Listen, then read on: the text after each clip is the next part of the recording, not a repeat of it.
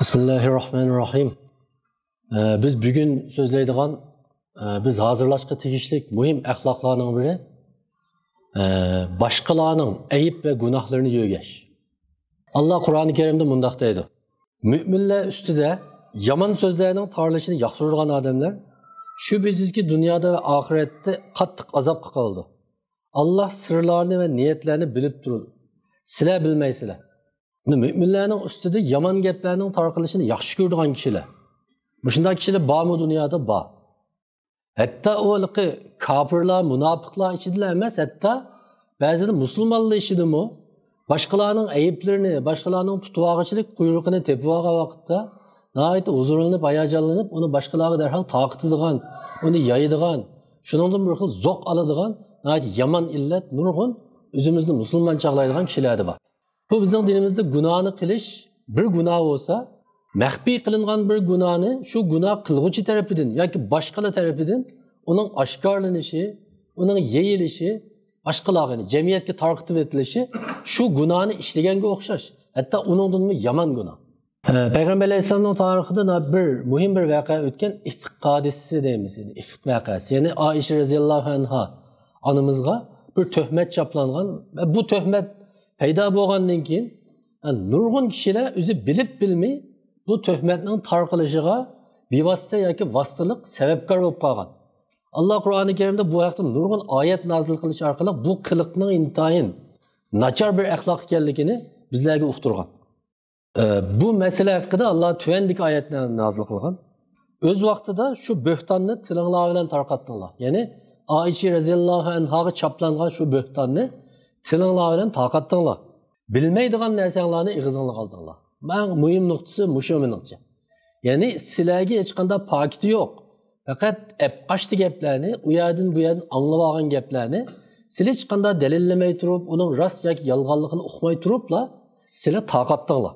Sizlar uni salchaqlab qaldinglar. Ya'ni bu ishning ig'irligini salchaqlab qaldinglar. Halbuki bu Allohning nazarida nihoyat ig'ir gunohdir. Shunday degan. Uni anglagan vaqtinglarda nimishqi bundaq so'zlarni qilish bizga munosib emas. Ey Allah sen pak. Bu cho'ng bo'hton, bu cho'ng tuhmat deb nimishqi aytmadinglar deb Allah mushuni taqatgan kishilarni nihoyat ig'ir til bilan ayiblaydi. Bir odam ma'lum bir kishi haqida bir bo'hton yoki tuhmat bir yomon gap paydo bo'lgan vaqtda buni anglashi bir gap, andan keyin buning rost yolg'onligini uqmay turib jiqroq odam deganligi uchun derhal onu bilip bilmey taqitadigan, başkalarga deydigan bir yomon qiliq var. Payg'ambar alayhisalom masjidda bir qitim shunda turuvdi.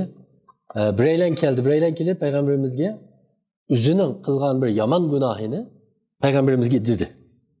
Men bunda bir gunoh qilib tashladim, meni jazolasizlar dedi. Shunlar yanında turgan Hazreti Ömer bunu anlab, "Vay sening halingga" dedi. Allah o'zi sening gunohingni yo'gigan tursa, sen nimada bugün bir yerga kelib, o'zingning gunohini o'zing pash qilasa, o'zing oshkorlaysa, deb shunda dedi. Rasululloh bu gapni anglagandan keyin un chiqmadi. Payg'ambar alayhisolamning un chiqmaganligi Hazreti Ömerning to'g'ri deganligini ko'rsatdi.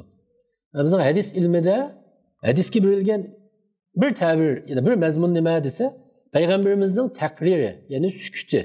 Ma'lum bir ish sahobalardan sodir bo'lgan vaqtda yoki so'z yoki harakatda Peygamber Aleyhisselam naq meydanda bo'lgan bo'lsa ve bununla sükut qilgan bo'lsa, o Peygamberimizin aşı hareketini to'g'ri deb qarag'anligining isboti. Shunga o avtomatik holda hadisga o'xshash kuchga ega. Peygamber Aleyhisselam bir hadisida, bu Tirmizi rivayet qilgan bir hadis, kimki qarindishining bir aybini yo'gisa, Allah onun qiyomatda bir aybini yo'gaydi degan. Rasululloh munofiqlarga bundoq degan. Peygamber Aleyhisselam munofiqlarga degan vaqtda bundoq degan. Ig'izida iymon aytib, qalbida iymon etmagan kishilar men sizlarni g'ayvat qilishdan, müminlarning ayiblarini yeyishdan qattiq ogohlantirman. Kimki birining shaxsiy aybini ochadi ekan, Alloh uni o'sha uyida qilgan maxfiy ishi bo'lsa-mu, o'shani oshkor qilib etish bilan uni sharmanda qildi, deydi. Buni Imom Ahmadning Musnad nomli hadislar to'plamida bu hadis rivoyat qilingan.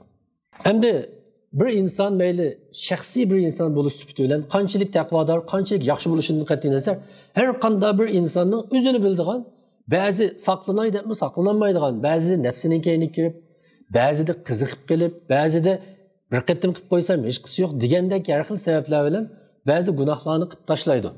Hech qanday bir inson mukammal emas.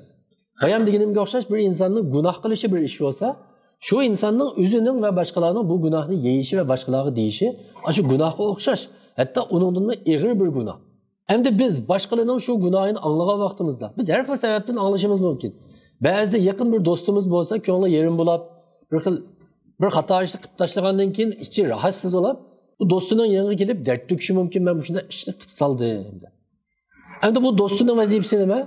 Buni faqat uning nasihat qilish, tavba qilishga, yetakchilik qilish, yordam qilish, nasihat qilishga, hargiz uni sirtda yeyish va boshqalarga so'zlash emas. Shunga hech kim o'zini mukammal unda isil hisoblamasin. Endi biz bir musulmonning gunohini bilgan vaqtimizda qanday pozitsiyada bo'lishimiz kerak? Bu yerda bunda ikki xil pozitsiyada bo'lishimiz lozim. Birisi, agar u gunoh shaxsiy, xususiy gunoh bo'lsa, ya'ni shu odamning o'ziga ziyon yetkazadigan, uzrib qilib tashlagan bir gunoh bo'lsa, hatto bir tamaki chekishga o'xshash, yoki bir aroq ichib tashlashga o'xshash, yoki o'ltirmaslikqa tegishlik bir so'rinda o'ltirib selishga o'xshash, bunda gunohli bo'lsa, bizning uning tutgan pozitsiyamiz faqat unga nasihat qilish va uni boshqalarga yaymaslik va yo'gash. Endi ikkinchi xil gunoh bor. U o'zi bilan cheklanib qolmagan, boshqalarga zulm shakllantirgan gunohlar bor. Endi uni yushirish to'g'ri emas. Masalan, deylik, birisi o'g'irlik qildi. Endi uning o'g'irligini yushirib olmaydi, chunki bu boshqalarga tajovuz qilindi, kishilarning haqqi dafsanda qilindi. Bu haq joyiga keltirilishi lozim. Zulm o'ttirdan yo'q qilishi lozim. Masalan, birisning bolasi zaharlik chekimlik satsa, endi mani hech kimga demayli desak, u gunohini qilaverdi.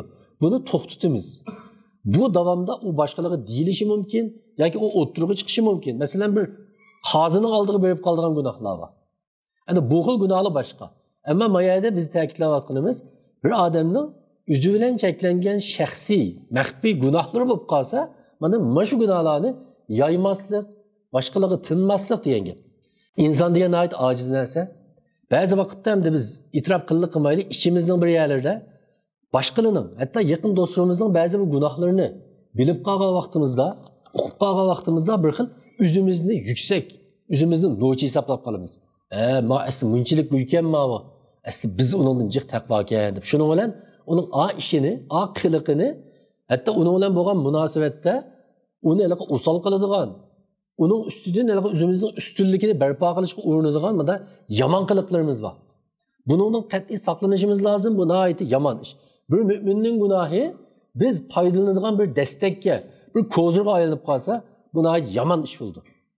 Biz bir odamning kunduz qilgan gunohini ko'rgan bo'lishimiz mumkin. Ammo u kechilikda uxlamay u gunohiga tavba qilgan bo'lishi mumkin.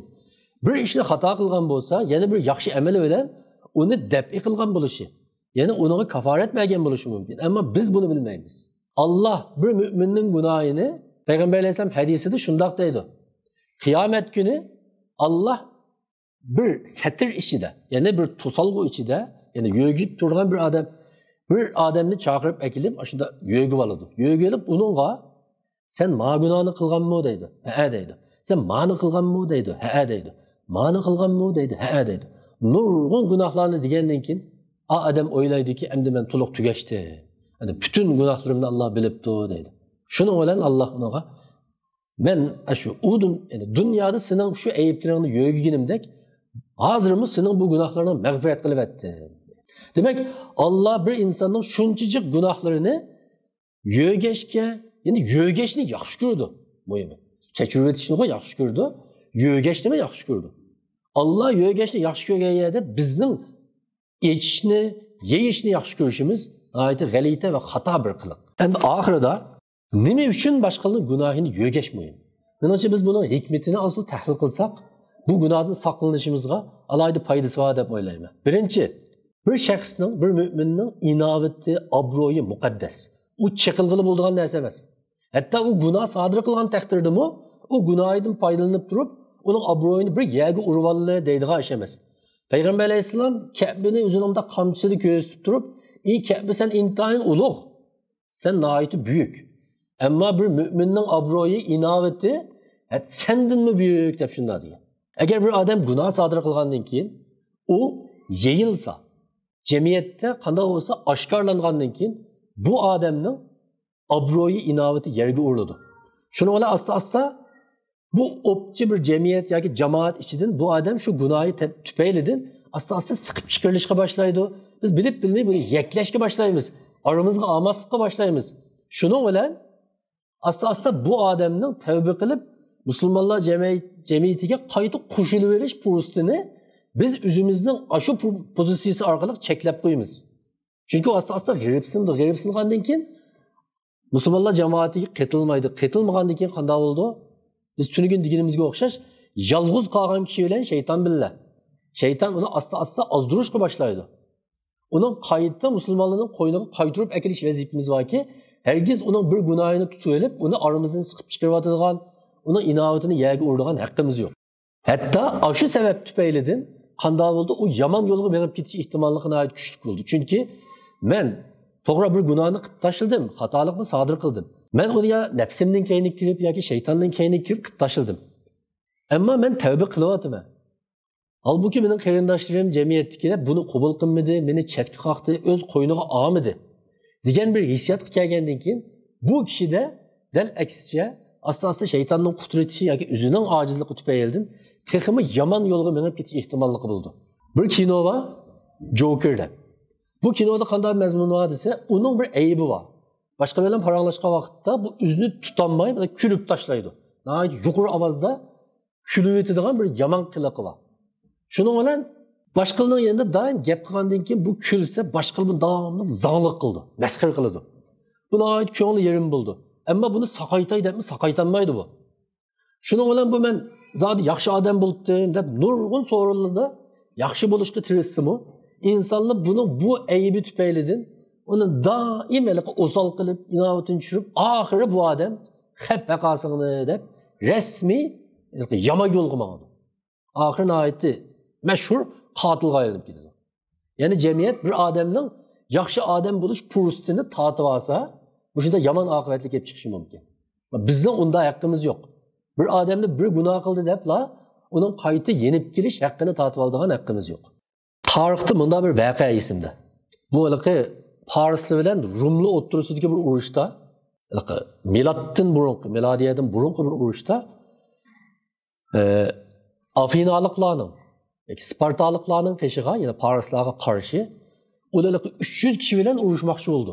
Chunki o'zining kuchi oz. Parislar intayin ko'p, g'oyat zo'r bir armiya.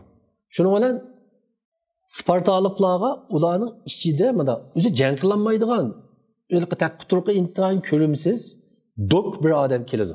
Menmi sizga yordam qilay deb kelsa, bu qo'mondan sen esqatmaysan, sen nima ish qila olaysan biz bilan billa deb buni ayada kulkiga qo'yib, masxara qilib qo'g'lab o'tadi. Qo'g'lab o'tgandan keyin bu asli ozdir ish qilay deb kelgan odamning nihoyatda ko'ngli yerim bo'lib, xap vaqosini deb oxir Parislar tarafga o'tib ketib, avlon nurg'un maxfiyatlikni oshkorlab qo'yish bilan Spartaliklarga nihoyatda zo'r talafot ekildi. Yani aslida unda xoin emasdi. Ammo avli uni xoin qilyapti. Agar biz oramizdagi odamlarga shunday muomala qilib qolsak, shaytonlar emas, bizning dushmanimizdan foydalanishi mumkin. Agar dushmanimiz oramizdan o'ziga ishlaydigan xoin izlab qolsa, qanday odamni izlashi mumkin? Balkim dal shu jamiyat tarafidan chetga qilgan, biz ko'zga ilmaydigan, bu palonining bolasi, u degan undaq odam deydigan kishilarni o'z yeniga tortib, ularni psixik jihatdan tasalli berish orqali undan foydalanishi mumkin. Endi ikkinchisi, gunohlarning tarqalishiga sabab bo'lib qoldi. Bu gunohlarning tarqalishiga sabab bo'lib qoldi deganimiz, bir gunoh maxfiy qilinishi boshqa. Ammo u oshkora qilingandan keyin va bu gunoh tilga elinib, jamiyatda normal bir ishga aylanib qolgan vaqtda bu gunoh ozayishga emas, aksicha ko'payishga qarab yuzlanadi. Masalan deyli, biz hozir bugungi davrda bir internet dunyosida, ya'ni hamma narsa internetga to'g'ri chiqadigan, hamma odam ko'ra oladigan bir dunyoda yashayapmiz. Biz burun, chet elga chiqishdan burun deyli, hatto bolaligimizni, texnik kichik vaqtlarimizni eslasak, biz eg'izga elishqimi jur'at qilolmaydigan, tasavvur qilishqimi jur'at qilolmaydigan nurg'un gunohlar, mana bugungi kunda nihoyatda normal bir parang tiyimisiga aylanadigan dunyoda, jamiyatda. Amaliyotda shu gunohlarning tarqalishi bilan asli maxfiy ishlarning oshkorlanib ketishi bilan mana bugungi kun kelganda, ayni vaqtda biz tilga elishqimi jur'at qilolmaydigan, o'zaro deyishdanmi yuzlarimiz qizirib ketadigan jinoyatlar bugungi kunda nihoyatda normal bir parang tiyimisiga aylandi. Gayrimüslimlarning orasida emas, musulmonlarning orasida mı diliy o'rgan bir ishga aylanib qolib qoldi. Ya'ni bu yerda gunoh normallashishga qarab yuzlandi. İşning eng xatarlik tarafi mana bu. Bir gunohni sodir qilish uncha xatarlik emas. Ammo gunohning jamiyat a'zolari tarafidan normallashib qilishi, normal deb tushunilib qilishi ishning eng yomoni mana bu. Bulupmu masalan, ma'lum bir jamiyatda deyli, inovatlik ba'zi jamiyatning turiki deb qaraladigan mo'ysifet mana mo'tivar kishilar bor. Agar shu mo'tivar kishilarning ba'zi gunohlarini ba'zi kishilar bilib qolsa, shuni bilan buni yeyib tashlasa qanday ish yuz berishi mumkin? Shuna jamiyatdagi nurg'un gunoh qilishga bahona izlayotgan, bizni rasmiy bir mush yo'lga mansaq qildi deydigan nurg'un kishilarga shu kishilarning qilib tashlagan xato ishining oshkorlanib ketishi yomon yo'g'on destek bo'ldi, bahona bo'ldi. Biz ko'y qapdan ishga kechirib ketgandek, shuni bilan aslida jamiyatning besimi bilan gunoh qilishga jur'at qilolmagan kishilar ba'zi kishilarning gunohlarining oshkorlanib ketishi bilan o'ziga xuddi yo'l xati tepib olganga o'xshash jasorat bilan gunoh ishlashga boshlaydi. Shu sababdan bu gunoh yo'giladi va tarqitilmaydi. Uchinchisi, kishilarning tavba qilish fursati tortib olinadi bu orqali. Bayam deganimga o'xshash, biz uning gunohining jazosini bu dunyoda bersak, taqtish, inovatini tushirish orqali bu kishilarning tavba qilish fursatini tortib qo'yamiz. Chunki biz bunday bir narsani o'ylaylik. Bir aqlli bir misol. Yo'lda biz shunday ketib berib, bir odam bizga jaqqidi üstü. Yani mürümüz sokulub ketdi. Şunu bilan biz aplama üstüp saldım deb burilib bir kechiring deydi, shunda tilimizni o'mallab tuğa vaqtimizda qarshi taraf ko'zingga qarab maqsam bo'lmamdi deb bizga aytib qo'pol tegsa, kechiring deb tilimizni uchiga kelgan gapni yutib etamiz. Nemishqa? Chunki biz jazoimizni tatib bo'ldik. Asli biz kechiring demoqchi edik. Vicdanımız azaplangan, ko'nglimiz yerim bo'lgan. Xatoligimizni asli bo'ynimizga og'imiz verdi. Ama onun bir qo'pollığı bilan u bizga obdan bir jazo etgandan keyin kechiring degan gap nima degimiz kelmaydi. Xuddi shunga o'xshash bir odam gunoh qilib, o'zi ko'ngli yerim bo'lib, "Ey men Allohga tavba qilsam, bu gunohim uchun bir kafarat bersam bo'ldi" deb, shunda turgan vaqtda o atrofidagi insonlarning jazosiga uchrasa, o vaqtda balki tugi mancha yerdan bo'g'izlanmaydi deydigan gap bor ya. Ay insonma o'zimga azoplansam, izotiga ishsam, haqda meni chetga olmasa, "Ay, qanday qilaman?" deb abi işidin tövbe kılıdığan, üzünün vicdanı bilen bir üzünü muhasebeki dağıtıdığan, yani üzünü sorakı dağıtıdığan bir fırsatını biz dağıtıvalımız. Balımızın nispeten başında. Eğer biz balımızın hatalıkını, bazı hatalıklarını köymeski sağmayı, her bir hatalıkını tılgı elip, onu yüzüge selip, yani anımız hukkunu onu dadıskı dep, başka akıskı ayak ukusuğu dep, onu öyünün içinde ozal kılsak, o balının özlüküdün hatalıkını boynuna elip, "Abla ben bu işni xato qilib saldim. Buningki mundaq qilmay" deb irodagi kelmoqchi bo'lsa-mu, biz buni tortib olamiz. Chunki u dadasini bildi, anasini bildi, akasini bildi, hammalar bilgandikin qanday qilaman endi deb o'ylaydi. Endi to'rtinchisi, mushu gunohlarni anglab olgandan keyin taqat kuchilarning bilib bilmay o'zini mundaq ustun chaqlashiga, o'zini mundaq takabbur chaqlashiga sabab bo'lib qoldi. Men ba'zi psixikalik masalalarni ozroq tahlil qilay. Nima uchun bir odamning muvaffaqiyati darhol tiz taqalmay, bir odamning mag'lubiyati tiz taqiladi jamiyatda.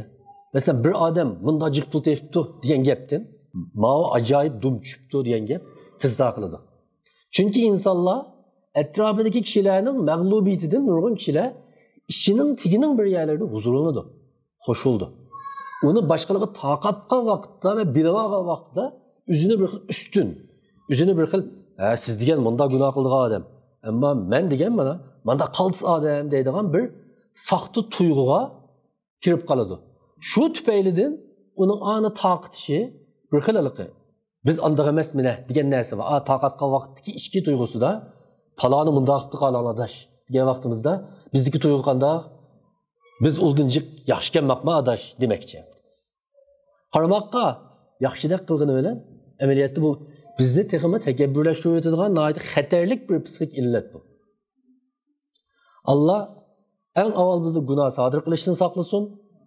Gunoh sodir qilib tashlasak, uni yeyib tashlashdan va boshqalarga so'zlab tashlashdan va biz bilib olgan boshqalarning gunohlarini yeyishdan, tarqitishdan bizni saqlasin.